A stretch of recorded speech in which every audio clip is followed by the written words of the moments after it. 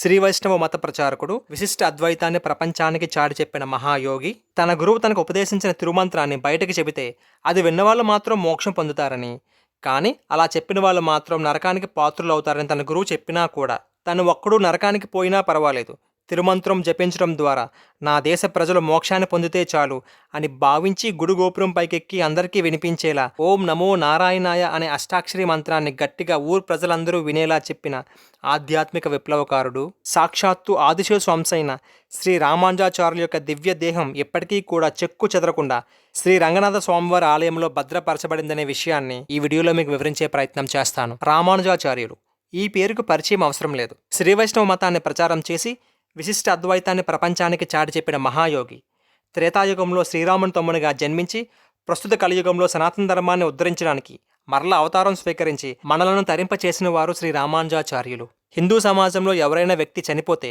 అతను ఎంత గొప్పవాడైనా సరే ఆ చనిపోయిన వ్యక్తి శరీరాన్ని వెంటనే కొన్ని గంటల్లోనే అగ్నికి ఆహుతి చేసి దహనకర్మలు చేస్తారు. ద్వాపరయుగం చివరిలో అవతారం చాలించిన సాక్షాత్తు శ్రీకృష్ణ భగవాన్ని పార్థవ దేహాన్ని కూడా అగ్నికి ఆహుతి చేశారే కానీ ఆయన శరీరాన్ని ఎక్కడా కూడా దాచిపెట్టలేదు. పోయిన వారి శరీరాన్ని దాచిపెట్టే సాంప్రదాయం సనాతన ధర్మంలో లేదు. కానీ ఒకే ఒక్క దివ్య పురుషుని పార్థవ దేహాన్ని మాత్రం అగ్నికి ఆహుతి చేయకుండా ఇప్పటికీ ప్రజల దర్శనార్థం ప్రఖ్యాతిగాంచిన రంగనాథ స్వామివారి ఆలయంలో భద్రపరచబడింది. ఇప్పటి వరకు ఎంతో మంది మహనీయులు, యోగులు, అవతార పురుషులు ఆ రంగనాథుడిని పూజించి మోక్షాన్ని పొందారు. కానీ వాళ్ళెవరికీ దక్కని ఒక గౌరవం శ్రీ రామానుజాచార్యుల వారికి దక్కింది. రామానుజాచార్యుని అసలైన శరీరం దహనం చేయకుండా గత 886 సంవత్సరాల నుండి శ్రీరంగం తిరుచునారుపల్లిలో ఉన్న శ్రీ రంగనాథ స్వామివారి ఆలయంలో ఇప్పటికీ భద్రంగా దాచబడింది. రామానుజాచార్యుని పార్థవ శరీరం పాడవకుండా ఉండేందుకు చందనం, కుంకుమ పువ్వు లాంటి సుగంధ ద్రవ్యాలను ఉపయోగించి శరీరానికి లేపనంగా రాయడం ద్వారా పాడవకుండా భద్రపరుస్తున్నారు. ఇందులో ఎటువంటి రసాయనాలను ఉపయోగించరు.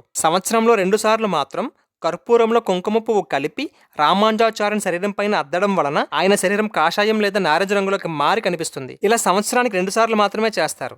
గత 878 సంవత్సరాలుగా ఈ పరంపర కొనసాగుతూ వస్తోంది. రామానుజాచార్యుని యొక్క శరీరాన్ని ఆయన విగ్రహం వెనకాల ఉంచి భక్తులందరూ దర్శించుకునే ఏర్పాట్లు కూడా చేయబడింది. సాక్షాత్తు శ్రీ రంగనాథ స్వామివారి ఆజ్ఞ మేరకే రామానుజాచార్యుని యొక్క శరీరానికి దివ్య లేపనాలు పూసి రంగనాథ స్వామివారి ఆలయంలో 5వ ప్రాకారం నైరుతి మూలలో ఉన్న రామానుజాచార్యుని విగ్రహం వెనకాల భక్తుల దర్శనార్థం ఉంచబడిందని ఆలయానికి సంబంధించిన శాసనాలు చెబుతున్నాయి. రామానుజాచార్యుని దివ్య శరీరంలో మనం ఎప్పటికీ కూడా సజీవంగా కనిపిస్తున్న చేతి గోర్లని స్పష్టంగా చూడవచ్చు. భూలోక వైకుంఠం అని పిలువబడే శ్రీరంగంలో రామానుజాచార్యుని దివ్య దేహం అద్భుతమైన రీతిలో ఎటువంటి ఆర్భాటాలు, ప్రచారాలు లేకుండా, హానికరమైన రసాయనాలు ఉపయోగించకుండా చెక్కు చెదరకుండా భద్రపరచబడిందనే విషయం చాలామంది శ్రీ వైష్ణవులకు కూడా తెలియదు. సాధారణంగా చనిపోయిన మనుషుల శరీరాన్ని భద్రపరిచే సంస్కృతి మనం ఈజిప్షియన్ నాగరికతలో చూస్తూ ఉంటాం. వాటిని వాళ్ళు మమ్మీలు అని పిలుస్తారు. ఈ మమ్మీలను తయారు చేయడానికి వాళ్ళు ఉపయోగించే పద్ధతులు చాలా కష్టతరంగా, హానికరమైన రసాయనాలను ఉపయోగించి శరీరాన్ని మొత్తం వస్త్రంలో చుట్టి గాలి తగలని విధంగా పడుకుని ఉన్న భంగిమలో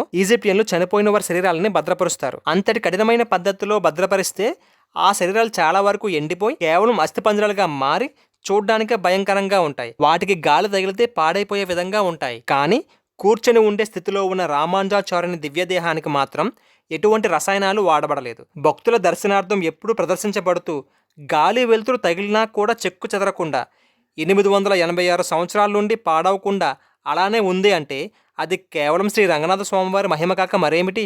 కామన్ ఎరా 17వ సంవత్సరంలో తమిళనాడులోని చెన్నైకి 25 కిలోమీటర్ల దూరంలో ఉన్న పెరంబదూర్ అనే ప్రాంతంలో రామానుజాచార్యులు జన్మించి కామన్ ఎరా 1137వ సంవత్సరంలో తన 120వ ఏట తనువు చాలించారు. రామానుజాచార్యులు అప్పటి కాలంలో ఉన్న అంటరానితనం అనే ఒక మానసిక రోగంతో భ్రష్టులుగా మారిన ప్రజలకి ఆధ్యాత్మికత అనే మందు వేసి అందరూ సమానమే, అందరూ ఆ రంగనాథుడు సేవకులే అని చాటి చెప్పి అందరికీ ఆలయ ప్రవేశాన్ని కల్పించిన నిజమైన సమానత్వవాది. సాక్షాత్తు తిరుమలలో ఉన్న మూల విరాట్ విష్ణుమూర్తి కాదు, ఆ విగ్రహం శివునిది అని వాదించిన శైవులను నిగ్రహించి పౌరాణిక శాస్త్ర విధానాలను ఆధారాలుగా చూపించి శైవులను ఓడించారు. కానీ శైవులు ప్రత్యక్ష ఆధారాలు ఉంటే గాని నమ్మవని భీష్మించుకొని కూర్చున్నప్పుడు రామానుజాచార్యులు వెంకటేశ్వర స్వామి విగ్రహం ఎదుట వైష్ణవ ఆయుధాలు, శైవ ఆయుధాలు మరియు శక్తి ఆయుధాలు పెట్టి నువ్వు ఎవరైతే ఆయుధాలు స్వీకరించు అని తిరుమల ఆలయ తలుపులను మూసివేసి స్వామివారిని ప్రార్థించారు. అత్యంత కట్టుదిట్టమైన ఏర్పాట్ల మధ్య మూసివేసిన ఆలయ తలుపులు తెరవగానే వెంకటేశ్వర స్వామివారి ముందు ఉంచబడిన వైష్ణవ ఆయుధాలు తమంతట తాముగా వెళ్లి స్వామివారి మూల విరాట్ కతుక్కొని రామానుజుల యొక్క అచంచలమైన భక్తిని ప్రపంచానికి చాటి చెప్పాయి. ఇన్ని ఘనతలు సాధించిన రామానుజుల యొక్క దివ్య దేహాన్ని ఖననం కానివ్వకుండా తన ఆలయం దగ్గర భక్తుల దర్శనార్థం భద్రపరచండని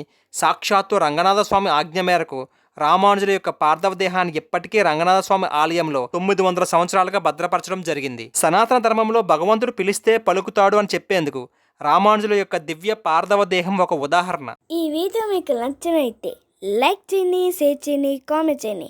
అలాగే మా ఛానల్ కూడా సబ్స్క్రైబ్ చేసుకోండి. పక్కన గంట మాత్రం కొత్త మర్చిపోకండి.